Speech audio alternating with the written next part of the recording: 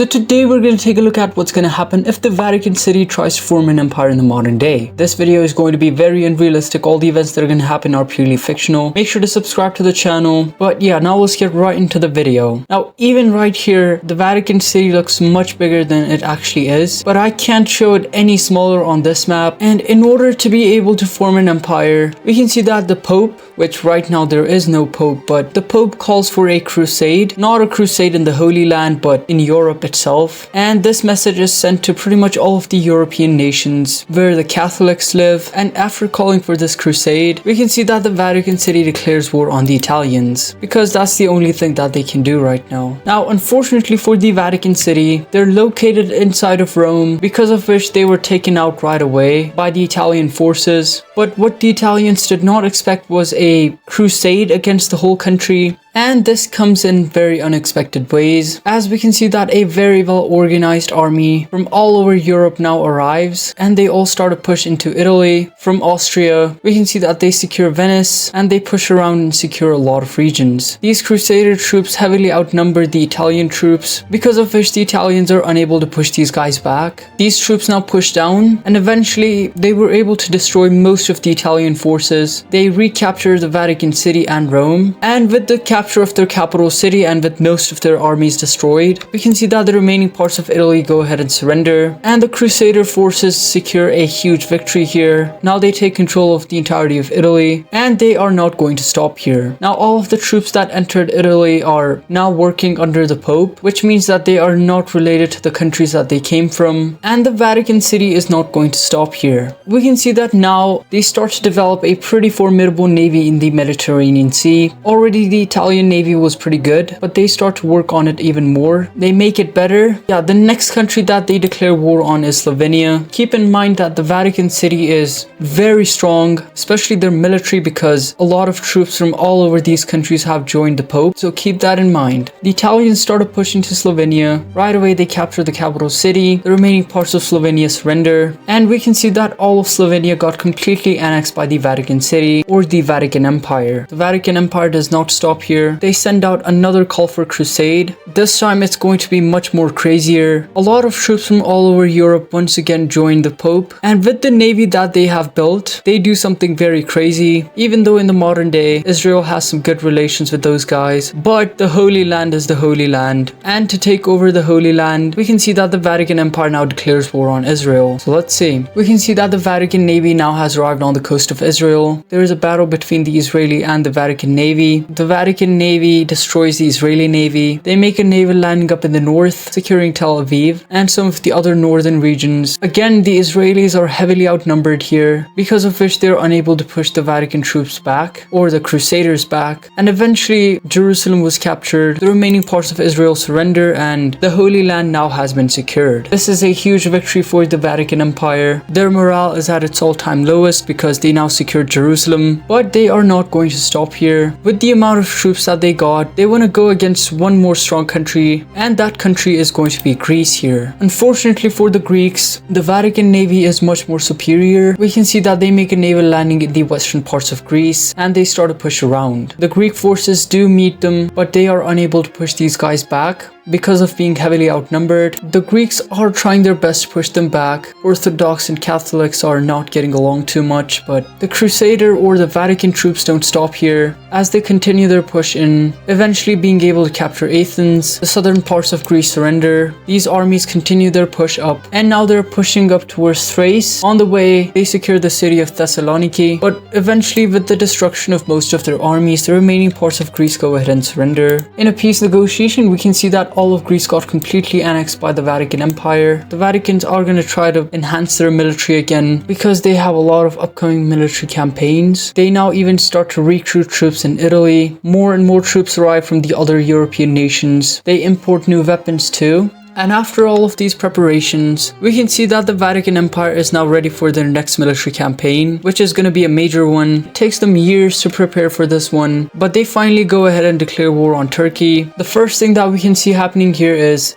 the Vatican Navy was able to completely destroy the Turkish Navy in the Mediterranean Sea, although some of it is still present in the Black Sea. And after this, a huge army now starts to push into Turkey from Thrace. They secure Gallipoli, and their main goal is to now get to into Istanbul. They capture the major city of Edirne. The Turks are unable to push these guys back, but they are mobilizing their forces in the east. The Vatican Navy makes a naval landing down in the south, from which they start to secure a lot of these regions. The Turks are now fighting a two-front war. The Turks are able to hold off these guys over here in Thrace, but in the south, more and more Vatican troops arrive, who now start to secure a lot of these regions. They make another naval landing here, which worsens the situations for the Turks, who already are not doing a great job at holding off the Vatican troops over here. And with these troops now pushing in, and with them now meeting up, the Turks are in panic mode. They send their troops to these front lines now, trying to push them back, but are unable to do so because they had to send back their troops. We can see that Istanbul was captured after a very bloody fight. The Vatican troops now also started pushing from Gallipoli, meeting up with these armies now, and cities fall like dominoes. Once again, all of this is happening because the Turks are heavily outnumbered and the Vatican armies just keep coming in. In the south, we can see that the Turks pretty much lose all of their coastal regions. A lot of older cities have been restored, like Antioch, Constantinople, and a few of these Anatolian cities. The Turks, after knowing that the Crusader forces did not want to take all of Turkey, now come down to a peace negotiation with these guys. And now let's take a look at that peace negotiation. And in a peace negotiation, we can see that all of the western parts and the southern parts of Turkey were completely annexed. A lot of the older cities have been restored. Constantinople has been restored now, which acts as a very major city in the Vatican Empire. But after this war, the Vatican Empire is going to take its time to recover, as this was very costly. But in the meantime, we can see that they start sending out ultimatums. These ultimatums were sent to Cyprus, which accepts the ultimatum. Another one was sent to Lebanon, which also accepts the ultimatum. And because of the Palestinian claim to Jerusalem, one ultimatum was sent to Palestine. These guys did not want to face the entire Crusader army by themselves, since no one is going to come for their rescue. At least that's what we're seeing even today. We can see that these guys also accept the ultimatum, and pretty much all of the Holy Land has been restored now, minus some regions of Syria. After all these years of recovering,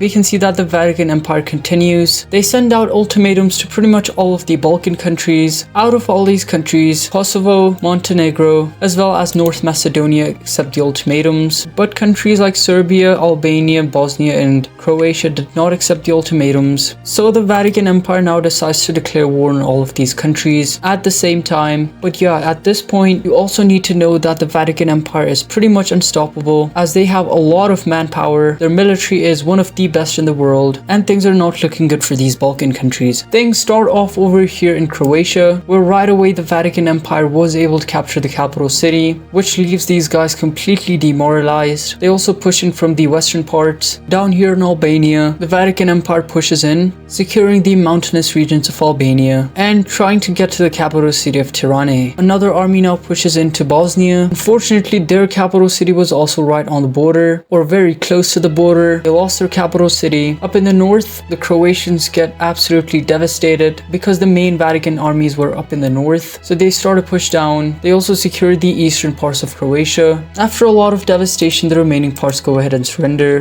Down in the south, Tirana was captured, which leaves the Albanians completely demoralized. The Vatican Empire also starts to push into Serbia now, and at the same time, they continue their push into Bosnia. These armies now push down, and a combined Vatican army now secures a lot of regions over here in Bosnia. Remaining parts of Albania surrender. These Vatican troops now push up, who are now trying to get to the capital city of Belgrade. Another army pushes into Serbia, and we can see that eventually both these armies meet at the gates of Belgrade. The capital city was captured. Bosnian armies get destroyed, after which the remaining parts go ahead and surrender. And the Serbs, after getting left alone with their capital city also captured, also go ahead and surrender. This Balkan campaign was a complete success for the Vatican Empire, and in a peace negotiation we can see that all of the Balkan countries were completely annexed. There's gonna be a lot of rebel groups over here. That's something that I can notice. And with all of these successes in the east, the Vatican Empire is very much satisfied with whatever's going on, but they send out two final ultimatums before their major military campaign, which is going to be their last one. One was sent to Syria, not to completely annex the country but hand over some lands, which these guys did accept. The second one was sent to Switzerland. If they would not go ahead and accept, they would get rolled over. So yeah, this happens. And in the east, these were all of the requested lands, which now makes the Vatican Empire completely connected. Their major military campaign is coming up now. This military campaign is going to be a against the French because these guys felt like doing so, getting more lands and controlling more regions. So now let's see. We can see that the Vatican troops now started pushing to France, who was completely unprepared for a war with the Vatican Empire, especially since they were showing support. Because of this, they lose a lot of land down to the south. We can see that the Vatican Empire also was able to take out Corsica. They send up their navies who make a naval landing down to the south, meeting up with the main troops and eventually securing all of the coastline down in the south. The French armies do arrive but are unable to push these guys back, as at this point the Vatican Empire is probably the third or the fourth strongest country in the world after China and Russia. The French sent down most of their troops over here. With the arrival of these troops, the Vatican Empire does get pushed back, but they were able to sneak their navy over here, where now they make a naval landing in Brittany, and now the French are fighting a two-front war. They also make another naval landing down here. The French are panicking now, and they make another naval landing up here in Normandy. Because of their far superior navy, the French continue pushing back the Vatican Empire in hopes that once they are done pushing them back down here, they would go to these front lines to secure their regions. But this completely backfires, as these troops, because the French lands were highly undefended, were able to meet up with each other while the French were down in the south. And so because of that, the French did have to send back their troops, as now the Vatican armies are pushing towards Paris. With the arrival of these troops though, the Vatican armies do get pushed back, but they continue their push down in the south, and even down here, their main goal is gonna be to get to the capital city of Paris. The French continue pushing back the Vatican armies up in the north, but even more troops arrive on the front lines in the south, who now push in, and they were able to encircle all of this region, which then goes ahead and surrenders, and even more troops arrive in these parts. With the arrival of these troops, the Vatican Empire continues its push towards Paris. These troops also now start to push up, and most of the French armies are destroyed at this point, and eventually, after years of fighting, Paris was finally secured. The Vatican Empire did not want to take all of France, so the French do come to a peace negotiation. So now let's see. In a peace negotiation, we can see that all of these southern parts of France were completely annexed. And yeah, this is the Vatican Empire at its peak. Wait, what's going on? Oh, was this all a bad dream? Oh, well, that is unfortunate. But this is gonna be it for today's video. If you enjoyed this video, make sure to subscribe, leave a comment down, tell me what you guys want to see in the future. And thank you for watching.